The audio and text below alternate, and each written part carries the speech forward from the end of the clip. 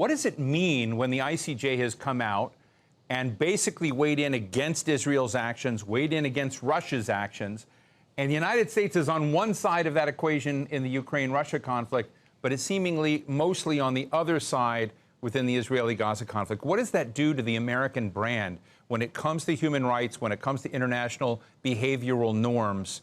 I'm just interested in how the rest of the world sees us right now.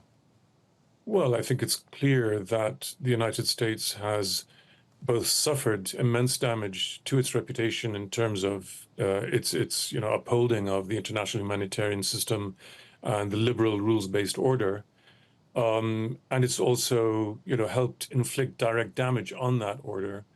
I think the case in point here that's the most graphic is the American response, the official U.S. response to the International Criminal Court's issuing of its application for arrest warrants, where the line being taken by the president and by Secretary of State Antony Blinken has been that the court has no jurisdiction, and yet this is the same court that the U.S. happily endorsed when that court issued similar warrants relating to the Russian President Vladimir Putin. So the U.S. comes out here in basically completely contradicting itself, having said in one case that the court has jurisdiction on these kinds of affairs, but then turning around and saying the court has no jurisdiction. I mean, this is a total contradiction. And so what is hugely unfortunate here, it's really tragic, is that at a time when right-wing forces are on the rise around the world, we've got